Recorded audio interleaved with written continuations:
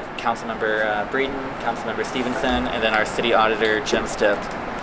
There's going to be 5 items on the agenda today. So the first one is public comments on agenda items or finance topics.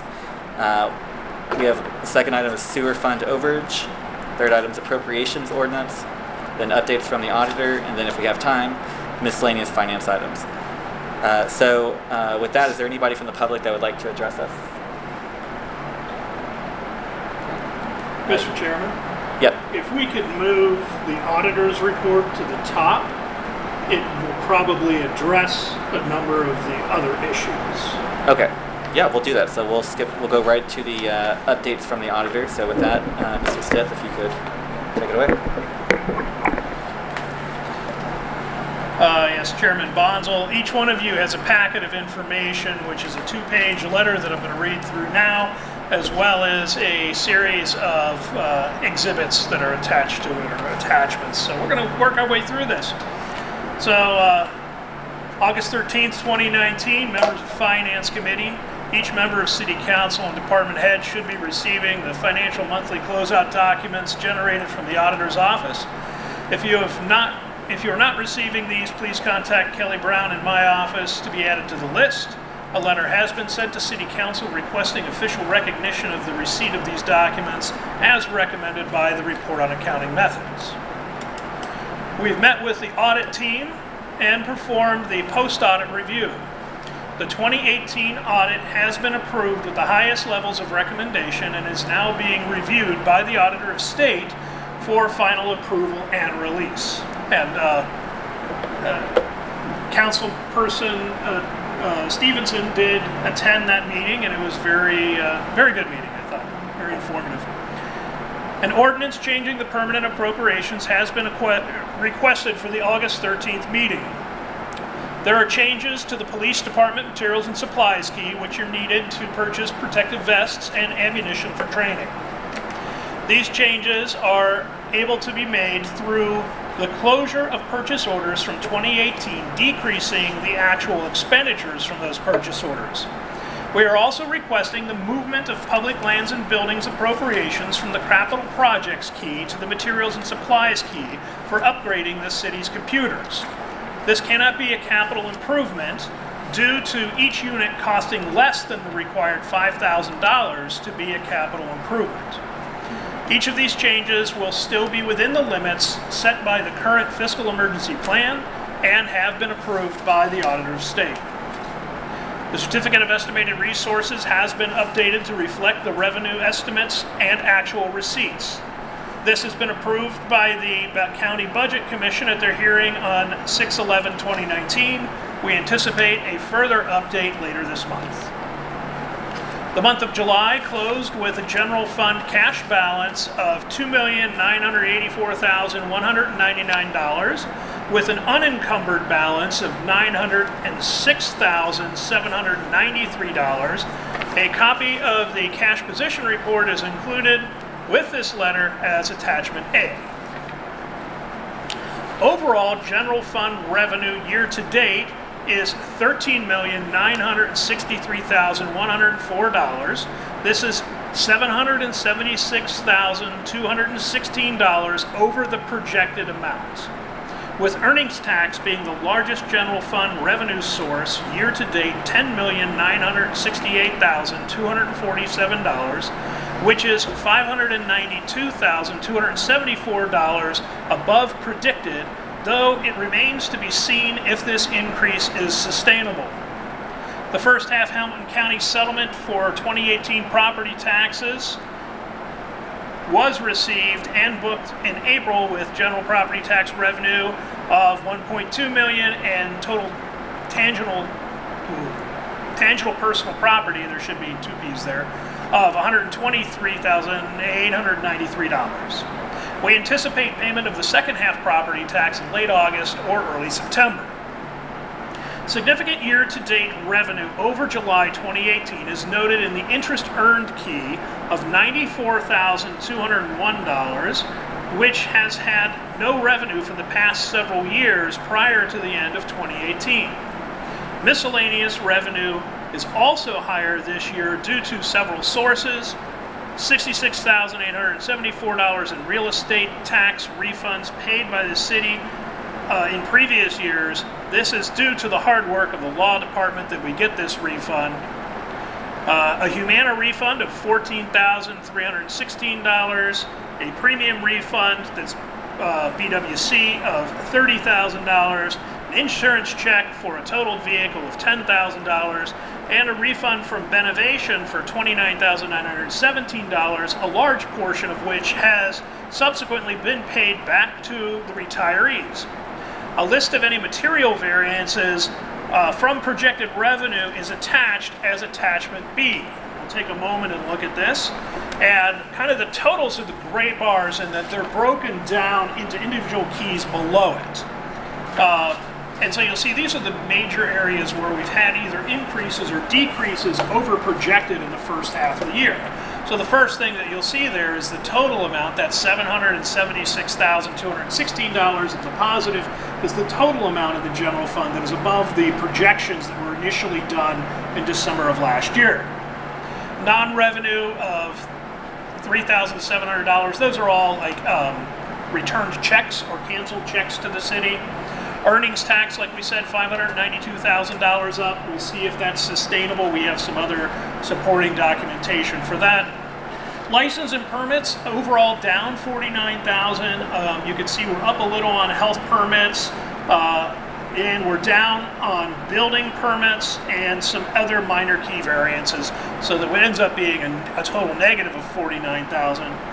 Intergovernmental revenue, first half property taxes, about $50,000 less than expected, and we haven't gotten our alcohol beverages sales tax in yet. Hopefully that will come in, that $27,000 that's negative there in the next month or two.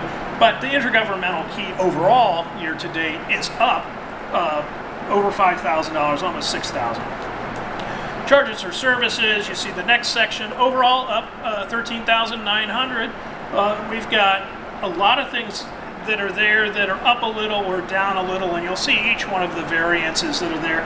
Large one, our EMS service is about $21,000 in revenue, higher at this point of the year than what was projected back in December. Fines and forfeitures, your other major area, $30,706 over projected. And that's mostly due to traffic fines. We've seen $26,000 more in traffic fines than projected. The next section down is miscellaneous revenue. Of all of these things we're looking at, the miscellaneous revenue section is not sustainable. So these are like one-time payments. And if you look, you'll see there's a total of $178,000 in that.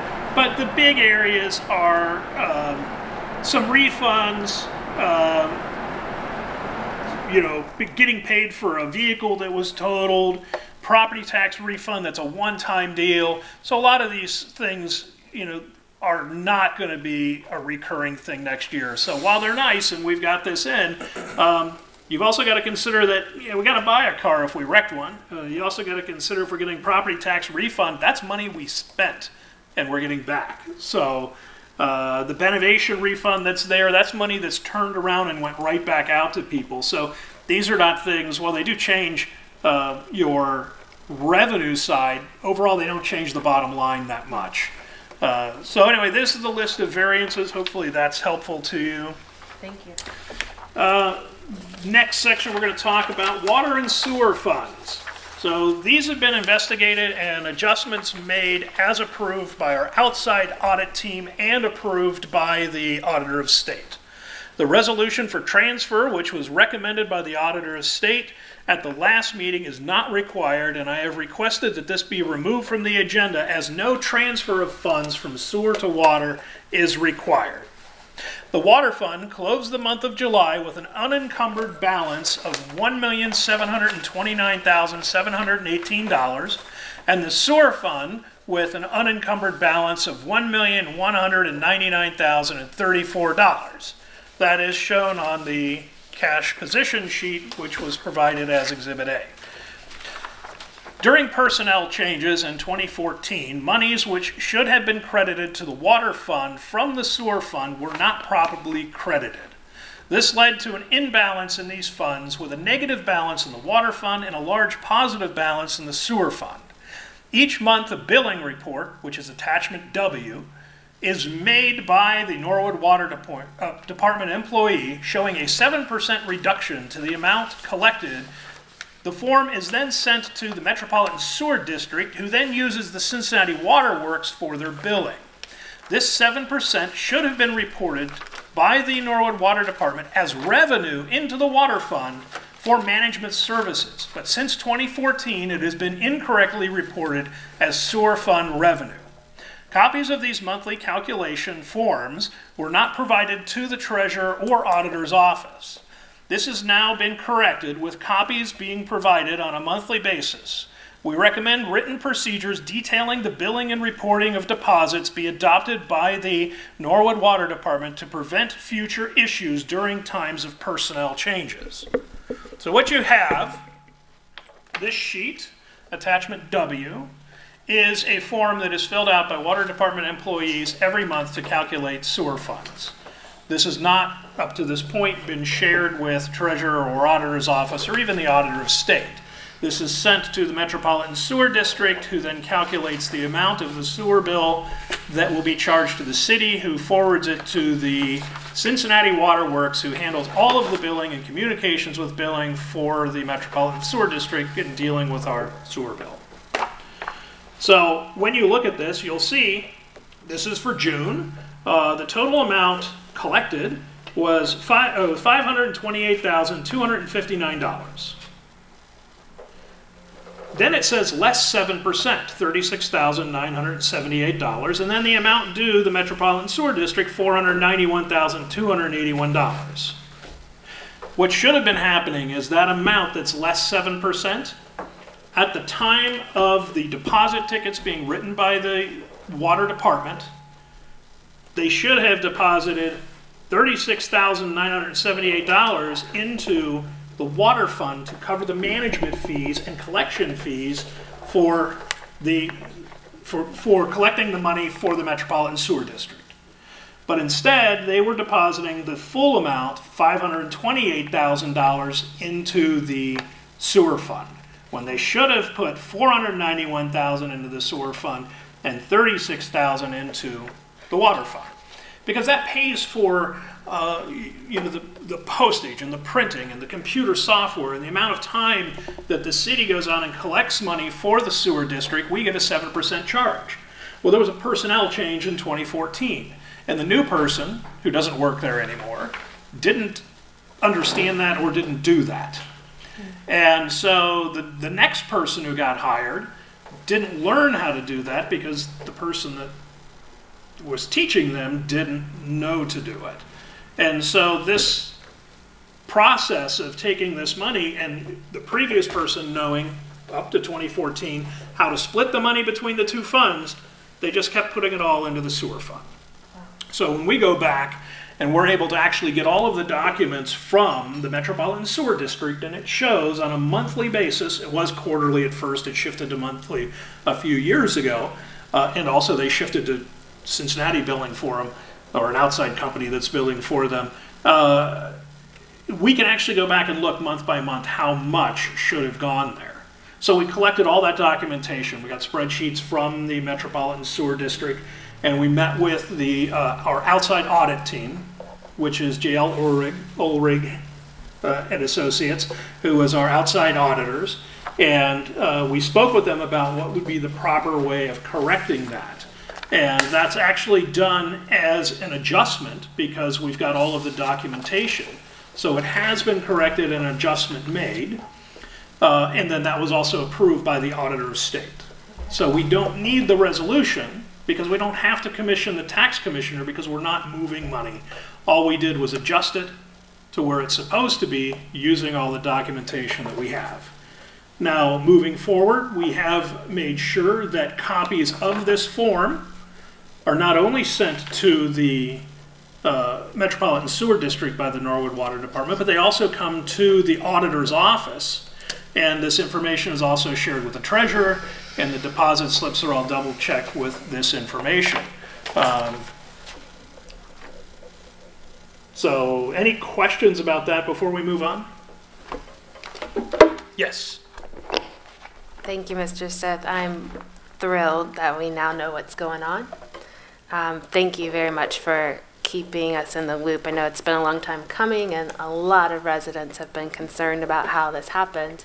I have two questions. One, your letter says that we recommend written procedures detailing billing, and you just outlined notification to offices as well. Is this going to be a formal recommendation you're asking this committee to make? Is this a recommendation your office is making in concert with the manual and handbook process you've been in? I'm just trying to understand when it comes to oversight for making sure there's this new implementation. Is that something your office is expecting to do? It's not something that we do because it's not our office. So under our report on accounting methods. In terms of the recommendation. Correct. So under the report on accounting methods, there's recommendations that each department have the entire written procedures for how they function, which we've done in our office, which is addressed later in this report. But as part of coming out of fiscal emergency, one of the requirements is that we do have detailed policy and procedure manuals for the entire city. So this procedure that they have to write up has to be done anyway. So, it's just like how that whole process works because... so let me interject for just a second. Yes. I'm trying to discern, are you, in saying we recommend this be a written process, is this an observation that this has not been written down as a standard process in the water department? That's correct. Okay. And you're saying every department, as part of the plan for coming out of fiscal emergency, is required to have written procedures for how that department operates? Correct. Okay, thank you. Anything else on the water? Well, just to make a note about this. So, for years, since it was first brought up to me probably about 3 to 4 months after I was first elected to council in 2016, and we have been trying to get answers on this from, the water department and the safety service director for, like I said, for years. And so hearing that it was something this kind of, not ridiculous, but this findable, I guess maybe that's the best word to say it, when we've been asking the head of that department for years about this, it's very frustrating. And so I just want people, I'm sure there's people at home there frustrated about hearing about this and hearing the reason why. It is good to see, you see it right there black and white. It's good to know that we do have that going forward, but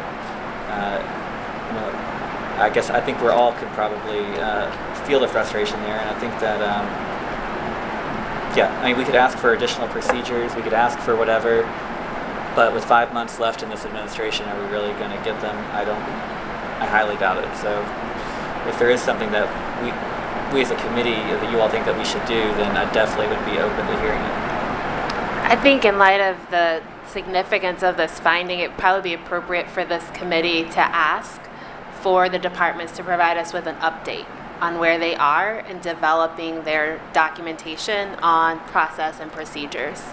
Knowing that's a part of the plan to recover, I think it'd be good to know how is that coming along. I think mostly we've heard from the auditor's office at this committee.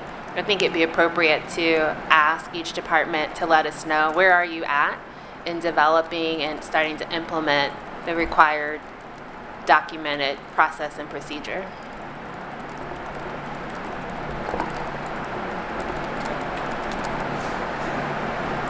Okay, perfect. Go ahead. The next thing is the city continues to pay retiree health expenses from previous years, with retirees' health care year to date $93,298, and C9 Trust year to date $82,026. A third-party company processes and manages these expenses. A couple of points: we did just get some more bills in today. As recently as today, they're dwindling down, but there's still some small bills hanging out there. The other thing is, when we were talking about the variances and that $29,000 check that came in from Benovation, we were told by that company that there were many outstanding checks that had never been cashed by retirees, that they said they had mailed, and we were given a list of all the checks and the people, and the city went through a process of identifying everyone that we can identify and sent them replacement checks from us. And there are still names on there that are questionable. So we've tried to reissue these checks that were never cashed by people. Whether they were actually sent or not sure. But just a quick question. Yes. I mean, we'll need to dive into that probably at a different meeting. But when you're remailing these checks, are we verifying like any kind of address with them? Is there any? Are we just sending it to the last known address? Is there a way that we're making sure that they know it's coming, kind of thing? Or do you have any information on that? the majority of these individuals are people that are in the new retirement health benefits program. Okay. So we've got updated addresses as of April on them. The people that we don't know, we've tried to find them, or the people that are deceased, the next step is to find out if they still have active, like their estate is still open. Sure. Because if their estate is closed, there's not a process for paying their estate, and you can't just write the check to their next of kin. So we were going to work with the law department on those individuals to find, is there like an unclaimed funds process that we can go through that family can collect it. Most of them are not a lot of money, the ones that we still have, but it might be $40 or $60 or $100. I mean, they're not huge, there's just a lot of them. Okay, perfect. We do have a list in my office that members of the committee can share, but the names should remain private unless otherwise told by the law department, as that list has been dealt with in the past. The auditor's office has prepared an extensive overview of all general fund expenses by major department key encompassing the years 1995 through 2018. This is presented as a spreadsheet which can be utilized to create charts and budgetary aids, and this is attachment C. I'm excited about this. This took a really long time, and it's pretty cool because it's only about 5 pages long. If you go back to every department and every major key, meaning personnel, contractual materials and supplies, capital projects, fixed expenses, refunds, debt service, those keys, each department on one spreadsheet, all years from 95, which is when our electronic records keeping started, up through the end of 2018, the total cash expenditure from each department. So this is not budgetary, this is how much was actually expended in that year. So not an accrual basis where the bills from December are paid in January, they show up as cash expenditures that next January. They're not booked back to that December. So when you're looking at how much was spent on a cash basis each year, just for the general fund, this is it. And it's kind of interesting as I got in and we really started putting time into this and working on it, you start to see that there were these other services. You know, you had a safety director, you had a service director, you had a project coordinator, you had a superintendent of public works, you had a public works director, you had a street director, a street superintendent, you had a division of purchasing, there was waste collection, there was a city bus, there was an engineering division. All of these things that sound like they'd be really good to have, historically we've had them in the past. So I'm using this data to really just have one place to go in and dig a number out quickly. So it's interesting. Spend some time looking at it, and if you want the digital version in Excel, definitely I'll send it to you, and you can make all kinds of neat charts and everything out of it. They're fun. My version of fun may not be otherwise. There's been some discussion around the amount of I do want to say, I know there's 3 of you out there. A copy of what I'm reading, there's one on that table, that little table right there, if somebody wants to grab it and share. It says financial update for the month ending on top, and there's a paper clip on it. Yeah, that thing. Take that whole thing. There you go. There's actually the one for, well, we'll leave that one. Yeah, Mr. Clark. There's one. There's been some discussion around the amount of property tax that the city receives in the general fund compared to the amount reported as collected by the county. The differences in these amounts are due to pilot or payment in lieu of taxes, collections for TIFs, I've attached a chart detailing property tax breakdown for 2018 collections. This is attachment D. So when we look at how much general fund property tax comes in, it's about $2.9 million here. But the amount that's collected when you talk to the county is $9.7 million. So where does the rest of all that go? This is a breakdown. It shows you underneath there how much goes to the general fund and how much each TIF or special project or special assessment that's collected by the county for us and goes into these funds to pay either TIF debt or to pay off the portion of the schools. You can see that where all the property tax goes into which fund. That was made more as a reference. And that's D. The auditor's office has prepared written procedures as recommended by the report on accounting methods and other operational concerns. These are the first steps towards creation of a citywide policy and procedure manual. Our office has now written procedures addressing all concerns from this report, with the exception of the disaster recovery plan, which continues to be worked on with our software provider. And then the last paragraph, I have attached a series of charts that are generated monthly for the general fund, including the general fund monthly revenues. And this shows when we were talking about the variances breakdown, that far right column, the variance sheet shows where all of those are broken down. We also have 2019 total general fund revenue versus actual versus predicted, which is F. And it's just a little bar graph, but it shows month by month how much our December of 2018 projections are versus what we've actually brought in on a monthly basis. Similarly, we have one of those that just does the earnings tax, and then we have a bar graph that shows year-to-date comparisons for earnings tax going back 10 years as well as year-to-date for general fund revenue. Now, one of the things that we do get a lot of questions on is the numbers we use for earnings tax receipts do not match those of the treasurer or the earnings tax department. If there's a letter in here saying what the year-to-date earnings tax is by the treasurer, it'll have a number that's significantly higher than the one I'm giving you now.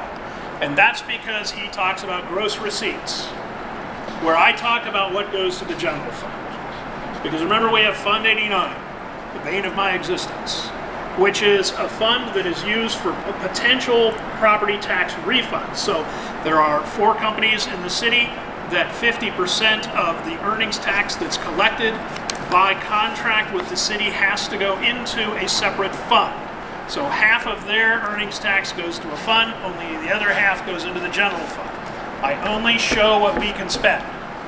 So I show what goes into the general fund. The rest is reported as Fund 89 revenue, which you'll see on the Exhibit A, which is the cash position report. If you look under Fund 89, if you add the numbers I have for earnings tax plus the monthly revenue for Fund 89, it matches what the treasurer has as the earnings tax revenue for the month. Any questions on that stuff? I think it's great work that you did on the going back and getting the expenses to 95 and putting them in an organized way.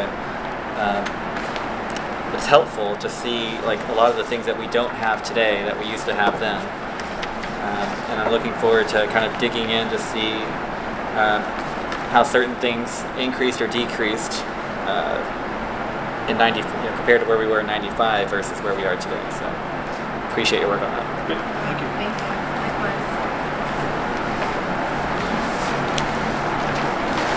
I did want to make particular note of the property tax one. So anybody that wants to view that, the City of Norwood property tax graph, it shows where all of it goes. It's on the website, is that correct?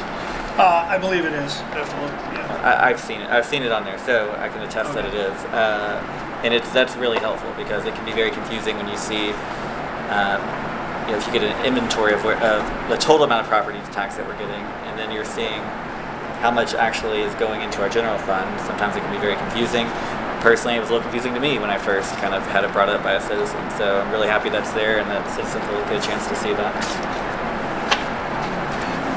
One of the things I'd like to say that when you were talking about the water and the sewer fund and how once you look at this, it's very simple to see what happened. It took a long time, over a year, not only our office looking at it, but the auditor of state bringing state auditors in and being in there a month. The problem was we were looking at the water fund and we were trying to figure out why the water fund revenues were down and why there wasn't a significant money there. As soon as we switched and we started looking at the sewer fund, it became very apparent that the money that was designated that should have gone to the water fund was being booked as going into the sewer fund. I mean, and that's true that there is now money that's in the water fund that probably should have gone there, but that doesn't explain why there was a deficit in the water fund to begin with, because there wasn't for years. And that's because in 2014 there was a personnel change and they stopped crediting the 7% of the sewer fund money to go to the water fund. So it saw a decrease in its revenue. We couldn't identify because that was always, you know, when these are reported, and they go to the treasurer's office, they're like, X amount of dollars goes into the sewer fund, X amount of dollars goes into the water fund. And it matches the bank receipts, so it balances with them, and then those two deposits are reported to us, and then we balance with the treasurer's office. But the problem was, when the water department was writing those deposit slips, they were writing the sewer fund to be 7% higher than it should have been, and that 7% should have gone to the water fund. So you saw this huge amount of money, a little bit at a time, over years.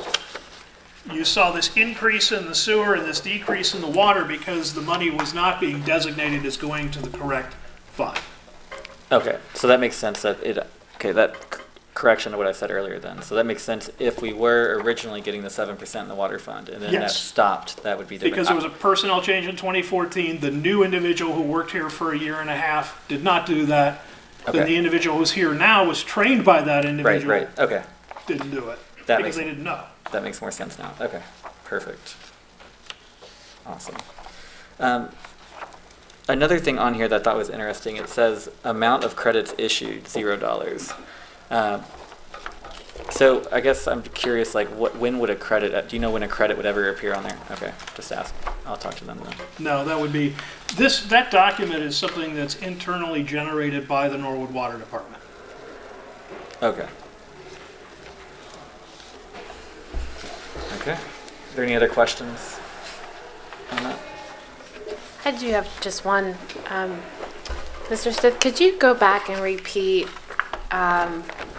you mentioned that back on the appropriations change, the decrease and increase around public lands and buildings. I know you said that's an upgrade to city computers. I believe you said it's across departments. Correct. And I think I understood you saying because each department's expense wouldn't hit 5,000, that's why we have to change it. Correct. You couldn't pay it out of capital improvements because the item that you're buying is not a capital asset because it doesn't meet the $5,000 threshold. So if you're buying a bunch of computers for $900 each, got it. Those aren't reported as capital assets. Okay. Yeah. I thought that was the case, but just wanted to make sure I was clear. Thanks. Yes. Did we have any additional questions about the appropriations ordinance that's on the agenda tonight? Thank you. Okay. Perfect. Follow that thing because there's going to be a test. I can ace that. Multiple choice. I'm good. Multiple choice. You trying to? I'm good with that. Perfect. Okay, awesome. So that gets us to that point. Is there any other things that you want to provide an update on? I think that's about it, unless there's specific questions. I'm good. So the last item, I guess we've kind of went through the other ones, the miscellaneous finance items. So the one thing I really wanted to make sure we brought up today was there's two things.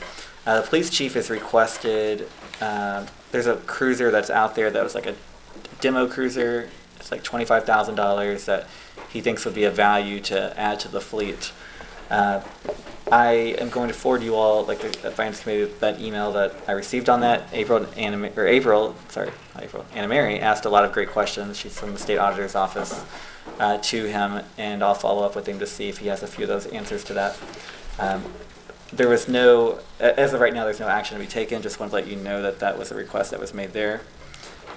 We also have budgeting season, I guess, coming up too, Mr. Stith, where we're going to, according to Financial Recovery Plan, we've got to get budgets from each of the departments. Is that so? The 15th? Yeah, I think it's like September 15th. Is that when? So we'll need to figure out how, we'll need to get together and work on that to figure out how we want to present that to the departments. I mean, essentially, we have to follow the Financial Recovery Plan, but it was helpful to get the requests from the various departments when we updated the recovery plan last time, because they were able to provide insights on needs that they might have had. September is also a deadline for updating the financial forecast for revenue forecast that my office produces, which is why you saw some of the documentation and discussion on variances within the revenue, because we've got about a month to put that together. Okay, great.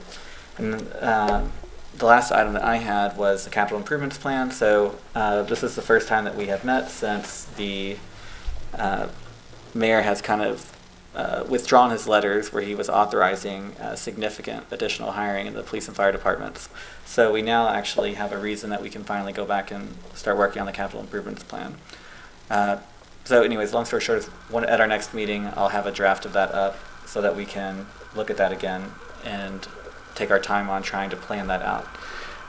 For the 2019 items, we're not going to have all that much influence on, because when we put money in for capital improvements, we just appropriate it. We can't say that it's only used for this specific thing, or at least we didn't do that if we could say that. So long story short is there have been random emergencies that have come up at the city, they come up every year, and normally they just get ignored. And this year, a few of them actually have been taken care of with the money that we had in the capital improvements plan. Now, some of them actually matched what we put on our draft plan. Some of them didn't, though. So we'll have to go through and look at 2019, but the real value is going to be looking at 2020 to 2023, because at this point there's been no spending because we're not in those years yet. So we'll actually be able to get a plan together and get it actually solidified, so that there can be a little bit more of an impact to make sure that this council and the next council has the influence on it. So, okay. Is there any other items that we want to address before adjourning? Not for me, no. Nice job. Okay, great. Awesome. Well, with that, then I guess we'll go ahead and adjourn. Thank you all so much. Thank you. Thank you. Yep.